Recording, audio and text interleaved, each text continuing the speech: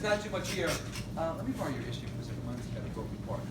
Okay, so watch this, guys. This was the greater sciatic notch. It was the last part of the ilium.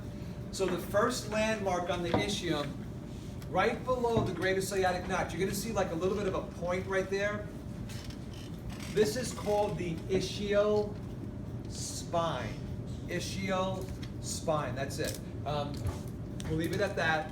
Then right below that, there's a little groove that's also a sciatic notch, but it's not like the greater sciatic notch. It's not big, it is small, so they called it the lesser sciatic notch. Greater sciatic notch, lesser sciatic notch. Okay? So ischial spine, lesser sciatic notch. Here's the big feature of the ischium. I will ask you this, I promise you. This big chunk of bone, all this big chunk of bone is called the ischial tuberosity. Believe it or not, this is what you're sitting on right now on these beautiful, comfortable chairs that you're sitting on, right? That bone, if you went to your gluteal fold, like right here, and you push up and in, like I can feel this big chunk of bone, what you're feeling is this. So what you're sitting on are your ischial tuberosities, okay? If we took a whole pelvis, right, person sitting down, that's what they're sitting on, right there. Here's the ischial tuberosity. Ischial tuberosity. So this is part of the pelvic outlet, right? If you look at the pelvic outlet, the width of the ischial tuberosities, which are here, and then here's the two ischial spines. How close they are will help to determine, again, how close of the birth. So these are two important ischial structures that we look at, that you would look at in OB. Right? Okay. Is that a pen or a pencil? Who's got anybody pencil? Let me borrow a pencil. So I'm going to show you real quick.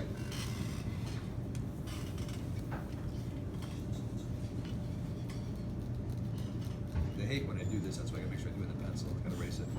Okay, so check this out. Thank you. Ischial spine, lesser sciatic notch, big chunk of bone that you're sitting on, ischial tuberosity. So I want to show you real quick. In your pelvis, in the hip bone, there's a big hole right here. This hole is called the, I go over here, obturator. She's taping me, so I got to stay with you. See, this is the obturator foramen, okay? I want to show you the floor of the obturator foramen. This bone right here, guys, is actually two bones together. So there's a branch of bone from the ischial tuberosity, check this out here, that goes this way, about halfway. This is called the ischial ramus. So I think in your notes on number 4, did I just put ramus? Yeah. Do me a favor, just write the word ischial in front of it. I deleted that by mistake, sorry about that. Just put ischial in front of the word ramus, number 4. If you said ramus, I wouldn't mark you wrong. I would just prefer you said ischial ramus because there's other rami. So watch this. When we did the mandible, remember there was a branch going up that was known as the ramus of the mandible, that part that went up like this? And I think I may have told you, in Latin, a ramus is a branch. So check this out. From the ischial tuberosity, there's a branch of bone. See how it sticks out like this over? That is the ischial ramus. Now, the other half comes from the pubic bone. So what do you think we're going to call this one? It's a ramus also, but you're going to call it the pubic ramus. The two rami, the pubic bone, meets with the ischial ramus to form this one bone. That's the bottom of this obturator foramen. Okay? So the bottom here is formed by two rami, ramus. Rami is plural. Ischial ramus here, and again, one more time, this side would be the pubic ramus, right? Because it's coming from the pubic bone. Remember, the pubic bone is the front of your pelvis. Does that make sense? Yeah. Okay. And that's it. So watch this. The ischium is really not a lot. It's easy to me when I was a student. I thought this was an easy bone. Ischial spine, lesser sciatic notch, ischial tuberosity, and then this half here, the first half, is the ischial ramus. 4 things. That's it. That's simple. Okay? The pubic bone. You know what? Let me cross out letter D, pubic crest. Yeah, strike that whole line, guys. I thought, a lot of times when I write these, I write them at home, and I don't have the model in front of me, so I don't remember if we could see everything, and that's something that our models don't show, so we're going to strike that out. Okay, so watch this, letter A and B. The pubic bone is up front here on us, right? Pubic area is in the front, so I didn't put in the notes, but I probably should, but I'm not going to have you add it because I don't want you to add anything now. This whole main part of the pubic bone is called the body. But watch this. It has two rami, which are branches.